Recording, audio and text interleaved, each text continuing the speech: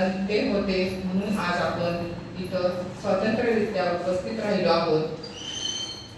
125वी जयंती सावित्रीबाईंची चालू आहे. 125 वर्षापूर्वी ज्या स्त्रीने आपल्यासाठी योगदान दिलं, स्वतः जे अर्पण केलं आणि तुम्हापुढं ते मांडण्याचा प्रयत्न केला आणि प्रत्येक स्त्री जातीचा उद्धार केला, अशा सावित्रीबाई फुलेंचा 16 ओळीत जीवनपट मांडण्याचा मी प्रयत्न केला आणि आम्ही एक काव्यसंग्रह त्या निमित्ताने काढला. तो सावित्रीबाई फुलेंच्या जन्मगावी म्हणजेच नायगाव येथे. त्या माझ्या 110 कवितांपैकी एका कवितेला विशेष प्रावीण्य असा पुरस्कार मिळाला. 16 ओळीत सावित्रीबाई बसत नाही, तरी पण 16 ओळीत त्यांना मी बसवलेले आहे. त्यांच्या जीवनपटावर लिहिलेली मी एक कविता प्रथमतः सादर करते आणि माझे पुढील शब्द मी तुमच्या समवेत सादर करते. कवितेचं नाव आहे सावित्री तू सरस्वती. सावित्रीला खरं तर सरस्वतीच म्हटलं पाहिजे, कारण तिनं स्वतः अभ्यास करून, स्वतः सारेगमचा स्वतः अगोदर अवलोकन करून तिने शाळा निर्माण केल्या, प्रथम शिक्षिका झाल्या आणि अंतिम क्षणाला त्या डॉक्टर होऊन कशा गेल्या त्याचा एक 16 ओळींचा माझा हा काव्यपंक्ती. सावित्री, समाजाचे बाळकडू बाबांकडून घेतलंस. सावित्री, समाजाचे बाळकडू बाबांकडून घेतलंस. ज्योतिबाच्या संसार रथाचं एक चाक तू झालीस. ज्योतिबाच्या संसार रथाचं एक चाक तू झालीस आणि स्त्री शिक्षणाची ज्योत तुझ्यापासूनच पेटवलीस. ज्ञानज्योती, खादीची पुरस्कर्ती, उद्योगिनी, शिक्षिका तू. काळ्या मातीचा खळा आणि काड्यांची लेखणी केलीस. बघा, स्त्रीला शिकताना खळा, पाटी, पेन्सिल हे सुद्धा त्या काळी उपलब्ध नव्हतं. त्या काळी सावित्रीबाईंनी काळ्या मातीचा खळा आणि काड्यांची लेखणी केलीस. गणित मांडण्यासाठी दगडधोंड्यांना निवडलंस. पुण्यात भिडेवाड्यात पहिली शाळा सुरू केलीस. शब्दाक्षरांच्या माळा ओवत शिक्षण महर्षी झालीस. स्त्री जन्म उद्धारासाठी ढाल तलवार झालीस. परकर पोरक्यातील बाल नवरीला शाळेत केलंस. स्त्री शिकली तर विधवा होते, ताटात आळ्या पडतात आणि अशा अनेक धर्म गुडव्या अंधश्रद्धांवर तू मातही केलीस. घराचा उंबरठा ओलांडास. बघा ना, घराचा उंबरठा ओलांडणं किती अवघड असतं आणि उंबरठा एकदा ओलांडला की सावित्री बनणं किती सोपं असतं. घराचा उंबरठा ओलांडास. चिखल दगडांचा माळही खाल्लास. चितेवर पोळपळणाऱ्या विधवेचा तू आधारही बनलीस. केशवपन बंद करण्यासाठी तू न्हाव्यांचा संपच घडवून आणलास. स्त्री जातीच्या दुखऱ्यानुसार जगण्यासाठी तिला तू मार्ग दिलास. विधवेच्या पुत्राची माय झालीस तू. विधवेच्या पुत्राची माय झालीस तू. डॉक्टर झाला तो आणि प्लेग रुग्णांची सेवा केलीस, पण तू मात्र आमच्यातून निघून गेलीस. प्लेगाच्या साथीनं सावित्रीबाईंना नेलं. डॉक्टरसाठी सेवा रात्रंदिवस केली आणि त्या मात्र निघून गेल्या. चित्रात त्या सरस्वतीला तुझ्यात अवतरलंस. सावित्री, क्रांती सूर्य, क्रांती ज्योतीच्या तुझ्या लक्ष लक्ष दीपमाळा मात्र आजही तेवताना दिसतायत. आजही तेवताना दिसतायत. आजी, तुम्ही दोघींना मी एक म्हणजे विनंती करते. माझं बोलणं झालं की तुम्ही दोघींनी 2-2 शब्द इथे येऊन बोलायचं आहे. त्यामुळे कसं ऐकायचं ते तुम्ही ठरवा. तुम्हाला दोघींना बोलायचं आहे. 2 शब्द वाकडे तिकडे असले तरी आम्ही स्वागतच करतोय त्याचं. काही गोष्टी या काल्पनिक असतात. कवी लिहितो, लेखक लिहितात, त्या गोष्टी सगळ्याच वास्तववादी नसतात, त्या काल्पनिक असतात. त्यापैकी एक गोष्ट मी तुम्हाला सांगते. त्या गोष्टीचं व्यवस्थित ऐका आणि उत्तर मात्र तुमच्यातीलच कोणीतरी द्या. देव आणि देवदूत बघितलंय का कोणी? नाही बघितलं. मग हे आपण काल्पनिक मानूया. पण गोष्ट अर्धी काल्पनिक आहे, अर्धी गोष्ट आहे ती वास्तविक आहे. देव आपलं काम करत असताना त्याने सृष्टीची निर्मिती केली. सृष्टीची निर्मिती करत असताना काहीच काळात सृष्टी निर्माण झाली आणि तेवढ्यात देवदूत तिथे आले आणि देवाला विचारलं, देवा तू काय करतोस? देवाने उत्तर दिलं, मी आता सृष्टीची निर्मिती केलेली आहे आणि एक आकृती मात्र बाकी आहे. ती कोणती? देवानी देवदूताला त्या आकृती जवळ नेलं आणि सांगितलं, ही आकृती मी आता बनवत आहे आणि माझी परिपूर्ण सृष्टी तयार करणार आहे. देवदूताने त्या आकृतीला हळूहळू हळूहळू हळूहळू स्पर्श केला आणि शेवटी देवदूताने एका जागेवर स्पर्श केला आणि त्या जागेवर त्याला पाणी आढळलं. देवाला त्यांनी विचारलं, देवा ह्या निर्जीव सृष्टीमध्ये हे पाणी कुठून आलं? देवाने उत्तर दिलं, हे पाणी नाही, हे आकृतीचे अश्रू आहे. त्यावर देवदूत म्हणाला, एवढी नाजूक आकृती तू कशासाठी बनवलीस? इतकी सुंदर, इतकी नाजूक आणि अशी देखणी आकृती, या आकृतीनं करायचं काय आहे? देवाने सांगितलं, या आकृतीत मी मातृत्व, दातृत्व आणि नेतृत्व घातले. देवदूत खुश झाला आणि म्हणाला, वा देवा, मस्त आकृती केलीस. मग झालं का तुझं काम? झाली का आकृती परिपूर्ण? देव म्हणाले, मी या आकृतीला परिपूर्ण करणार नाही. देवदूताला आश्चर्य वाटलं, एवढं तर सगळं तयार आहे, मग ह्या आकृतीला परिपूर्ण न करण्याचं कारण काय? देवदूत म्हणाले, या आकृतीला परिपूर्ण करण्याचं काम मी त्या आकृतीवरच सोपवलं आहे आणि त्या आकृतीनं ते काम पूर्ण करायचं आहे. सांगा आता ही आकृती काय असेल? स्त्रीची मातृत्व. ही आकृती स्त्रीची आहे. देवाने सांगितलं आणि मला हे एक सांगायचं आहे, कर्तृत्ववान महिलेचा आपण सत्कार का करतो?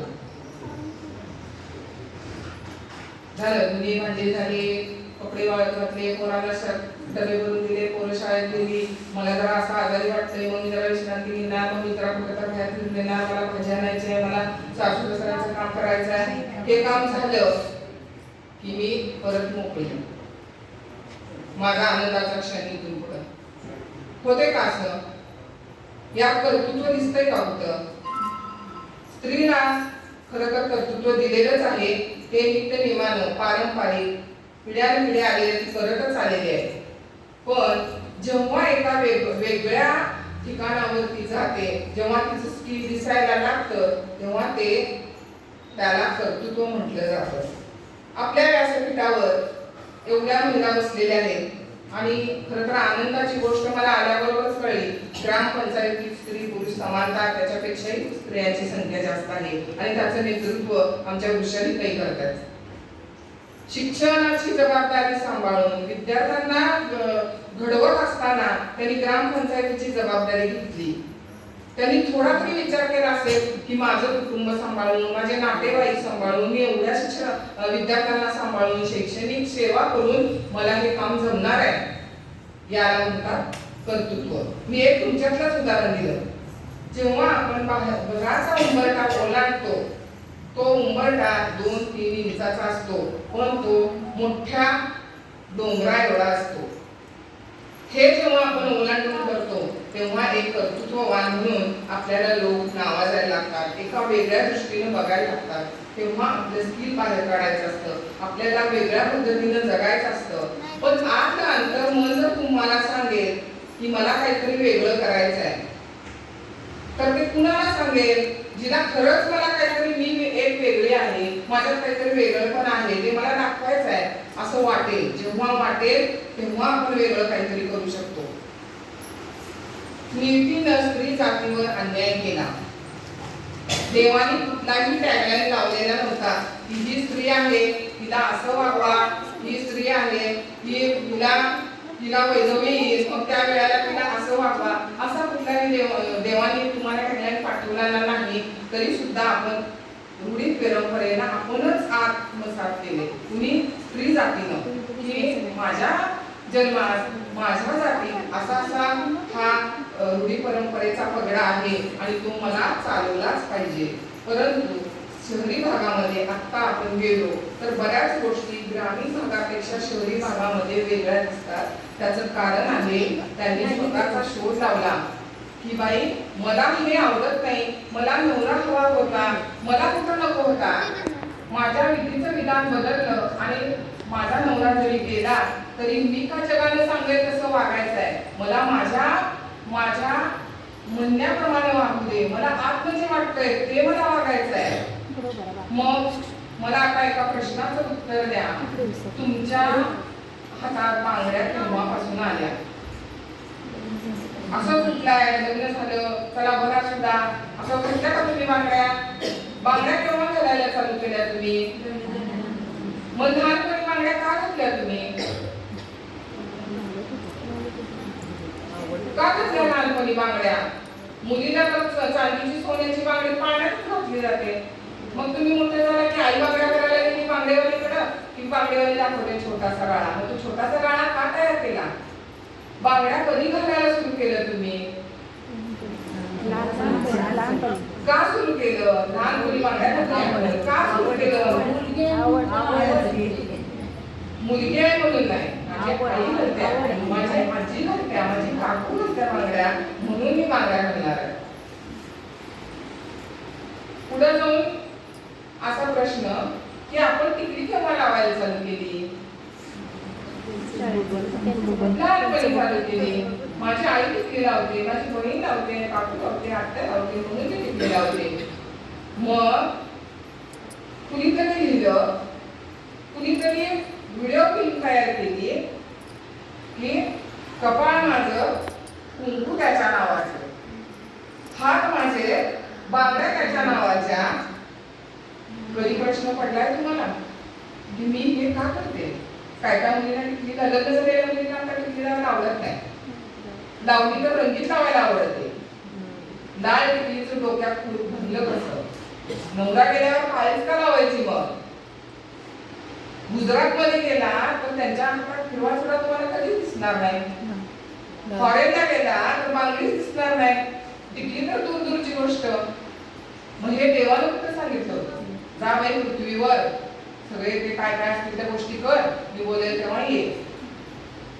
पाठवायला का कुठला अर्ज देऊन तुम्हाला असं? मग कशासाठी करायचं? आणि शेवटी काय? गर्भ माझा बाळ तुझ्या नावाचं. अरे तू का म्हणतेस? पण तू म्हण की माझं आहे सगळं. बरोबर आहे का? पटतंय का? पटतंय ना? ह्या सगळ्या गोष्टी करत असताना आपल्याला बऱ्याच गोष्टींचा विचार करावा लागेल की स्त्री पुरुष समानतेच्या काळामध्ये आपला हक्क आपण स्त्रीचा आहे. आपल्या हक्कासाठी स्वतः लढायचं आहे. एखादीचं दुःख बघितलं तर आपल्याला वेदना होतात. मग ती रडत असताना तिला स्वतःला वाटलं पाहिजे मला रडायचं नाही, मला लढायचं आहे. मला रडायचं नाही, मला आजपासून लढायचं आहे. माझ्यावरचा अन्याय अत्याचार होतोय त्यासाठी मला झगडायचं आहे.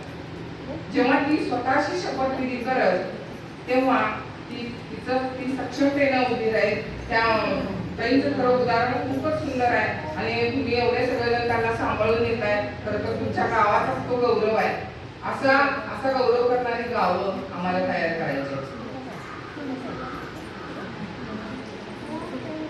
स्त्री समानतेचं अजून एक उदाहरण मी देते. ती नदी, तो सूर्य, ती टेकडी, तो डोंगर, ती नदी आणि तो सूर्य. नदी का लहान आणि सूर्य का मोठा? समुद्र का मोठा? नदीपेक्षा समुद्र मोठा. मग छोटी आहे ती स्त्री आहे. छोटी आहे ती स्त्री आहे. या स्त्री पुरुष समानतेच्या जरी गोष्टी असल्या तरी पुरुष इथं नसले उपस्थित तर आतून ऐकतायत तर त्यांच्यासाठी मी एक वाक्य अधोरेखित आहे आमच्या विद्याताई पाठ मिळून साऱ्या बॅनरचं. ते असं, तो ती आणि ते यांना सुद्धा आम्ही सामावून घेतले आणि त्याच व्यासपीठावर आम्ही काम करतोय. तर एक लक्षात ठेवा, आज सावित्रीबाई फुलेंनी तुम्हाला स्वातंत्र्य दिले. त्या स्वातंत्र्याचा उपयोग करण्यासाठी आधी अंतर्मनात डोकावा, आपलं आत्मभान सांभाळा, आपल्याला काय करायचं आहे ते ठरवा.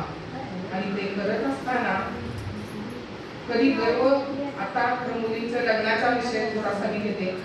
लग्न ठरवायचं म्हटलं तर मुलींच्याकडून नकार येतो, आईच्याकडून नकार येतो. अपेक्षा आई आणि मुलीच्याच जास्त आहे, त्यामुळे मुलांची लग्न होत नाही, वय वाढत चाललंय. परंतु या स्त्री पुरुष समानतेत जरी आपल्या सामाजिक कार्यकर्त्यांनी पुढे आणलं असलं तर स्त्री ही पुरुषाविना अपूर्ण आहे, पुरुष स्त्रीविना अपूर्ण आहे. दोघांची सांगड ज्या वेळेला होईल त्या वेळेला कुठंतरी एक ऐतिहासिक जीवन आपण जगतोय, ऐतिहासिक बदल होतोय असं आपल्याला जाणवेल. अशा परिस्थितीत स्त्री पुरुष समानता या पद्धतीवर दोघांनाही समानतेनंच धावायचं आहे. त्यासाठी आपण एकमेकांची साथ दिलीच पाहिजे. आता मी विधवा प्रथाबद्दल बोलते. प्रत्येकाच्या समाजामध्ये वेगवेगळ्या प्रथा आहेत. तिसऱ्या दिवशी त्या स्त्रीचं सगळे अंगावरचे आभूषण काढले जातात. मगाशी सांगितलं ना की बांगड्याने टिकलीचं उदाहरण नेलं, तर तशा पद्धतीनं तिनं ते लहानपणापासूनच घातलेलं असतंय. पण तिच्यावर बिचारीवर तो अन्याय होतो. अन्याय करणारी कोण? तिच्या हातातल्या बांगड्या फोडणारी कोण? बांगड्या फोडतानाचं निवडलेलं ठिकाण कोणतं? कोण फोडते हो बांगड्या तिच्या हातातल्या? स्त्रीच की. कुठली स्त्री फोडते बांगड्या तिच्या हातातल्या? बांगड्या कोण करते? विधवा स्त्री. मग स्त्रीवर अन्याय करणारं पहिलं ठिकाण कुठं आलं? स्त्री जवळ. स्त्रीवर अन्याय करणारी ही स्त्रीच आहे. लेकीला आपण उदो करायचा आणि आलेल्या सुनेला कालांतरात घेऊन माझं घर सांभाळलं पाहिजे, मला पहिले चहा दिला पाहिजे, जेवलं पाहिजे, माझ्या प्रथा पिढी सगळ्या सांभाळल्या पाहिजे. कशासाठी? माझी सून आज महिन्याला 2 लाख रुपये मिळवते. मी सुनेला म्हटलं रांगोळी काढ, देवपूजा कर, त्याशिवाय जायचं ना. बरोबर आहे का ही गोष्ट? आणि आपण जे मुलींना संस्कार देतो त्या मुलींच्या आत कुठेतरी लपलेले असतात, ते आपल्या वागण्यावर ठरतात की आपण बाहेर काढायचे का नाही. तिच्या डोक्यावर रोजच बसत राहिलो तर ती तुमचं काय ऐकेल? इंजिनियर झालेल्या सुनेला आपण रोजच काय तर सांगायला लागलो, बरं ती युट्यूबवरचं बघून जेवण बनवत आहे, आपल्या स्वतः सुधारणा करतात, नवऱ्याला आवडणारी भाजी करण्याचा प्रयत्न करतात, तरी सुद्धा जर आपण सांगत असतो विचार अन्याय करत असतो चुकीचं आहे. अशा आपल्या या वागणुकीचा बदल झाला पाहिजे आणि तेच गरजेचं आहे. त्या जर स्त्रीच्या बांगड्या स्त्रीच फोडत असेल आणि तिच्यावर तो अन्याय होत असेल, आपण म्हणतो का हो तुला आवडते का? जर बांगड्या फोडायच्या तुझ्या तुला आवडणार असेल तर फोडूया. ती म्हणेल का मला आवडणार नाही? मला आवडेल असं म्हणून का? नाही म्हणणार. मग हेच मन ओळखून आपण आपल्यात बदल केला तर आपण विकसनशील पुरोगामी विचार या वाटेलाच चाललोय असं म्हणायला पाहिजे. मग जर सावित्रीबाई मी कवितेत वाचलं, सावित्रीबाई फुलेंनी 125 वर्षापूर्वी जर मी हिला शिकवलं तर तिच्या ताटात आळ्या पडतील. मी तिला शिकवलं तर तिच्या ताटात आळ्या पडतील. ही विधवा होईल कारण ती मुलगी 6-7 वर्षाची नवली असायची त्यावेळेला. त्यांनी विचार केला असता तर आज इंदिरा गांधी, तुम्ही रिक्षा चालवणाऱ्या पायलट मुली, वकील, डॉक्टर उड्या बघायला घेऊन फिरतायत वर उड्या मारतायत, त्या मुली जगल्या असत्या का, झाल्या असत्या का, जन्मल्या असत्या का, त्या एवढ्या पदावर मोठ्या काम केलं असतं का? हा प्रश्न आपल्याला का पडत नाही, हा प्रश्न पडला पाहिजे. आणि आपल्याला प्रश्न पडला तर आपण आपल्या वरच्या पिढीला, म्हणजे ज्यांना मुलगी आहे त्यांच्यासाठी, ज्यांना सून आहे त्यांच्यासाठी आपण निश्चित चांगले काहीतरी बदल करू शकेल. पुढच्या पिढीला आपण चांगलं बाळगून द्यायचं आहे. त्यासाठी अशा प्रकारवर बंदी घालणं म्हणजेच हा बदल आहे. मी सांगली शहरामध्ये राहते. शहरातलं माणूस मी उदाहरण देते. पण मी सांगली शहरामध्ये राहत असताना महिन्यामध्ये, एका महिन्यामध्ये 2 महिलांवर अत्याचार होताना मला तिथं संघर्ष करावा लागतोय.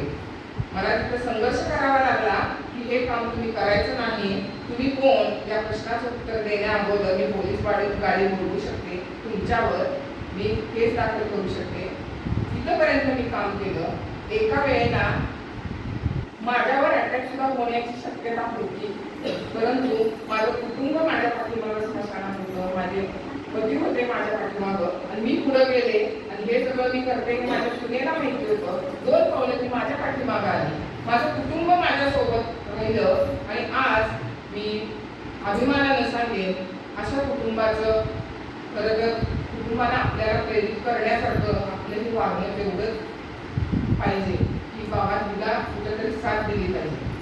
मग समाज साथ देतो, मग नातेवाईक साथ देतात, मग आपले जवळचे मित्रमैत्रिणी, ग्रामपंचायत, गावातील लोक सगळे साथ द्यायला लागतात जेव्हा आपण व्यवस्थित काम करतो. या विधवा प्रथा बंदीवर पुढे जाऊन विधवांच्यासाठी खरं तर बरेच कायदे करण्यात येणार आहेत. त्यासाठी आमचा हा विधवा महिला विकास मंचचा आमचा हा प्रयत्न चालू आहे. आणि त्या प्रयत्नात सर्व पाहून सलाखून निघालेल्या अशा महिला काम करत आहेत वरती. त्या माझ्या कार्यात मला तुमच्या सर्व महिलांची खरं तर साथ मिळत आहे. जशाने त्यांनी मला बोलवलं तर त्यांचेही मी मनस्वी खरा आभार मानते. अजून बोलू का थांबू? कंटाळा आला असेल तर तुमचं जीवन मी तुमच्या पुढे मांडते. बघा तुम्हाला फक्त नाही, तुम्ही माईकवर बोलायचं आहे. तुम्हाला संधी दिली माईकवर बोलायचं आहे.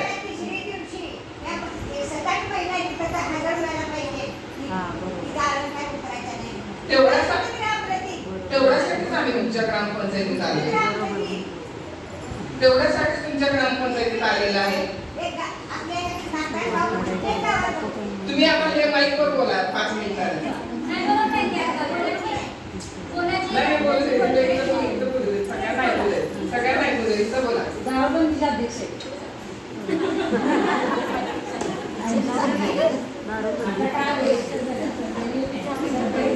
ऐका, तुम्हाला तुमचंच अंतरंग मी दाखवते.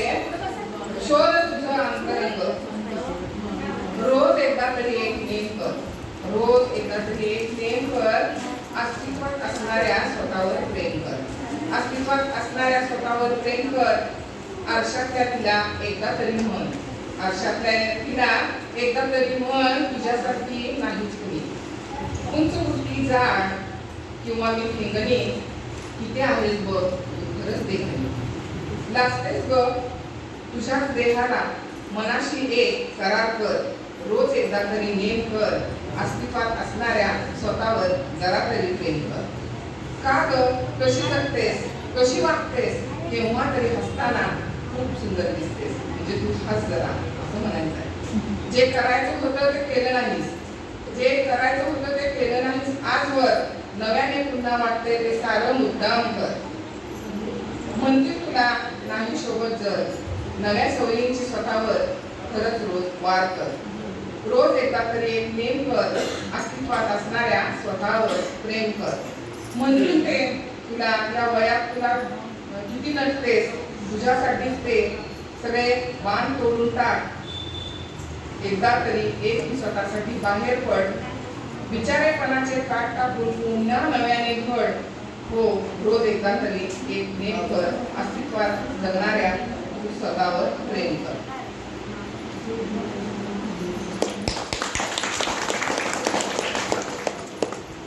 एवढं सगळं सांगत असताना आपल्याला मुलींनाही घडवायचं आहे. आणि तुमच्या खरं तर मला बऱ्याच गोष्टी एवढ्या आवडल्या. मी बरंच काय काय विचारत होते. इथं बचत गटाचं काम करणाऱ्या खूप महिला आहेत आणि गटांची संख्या 90 होता ना?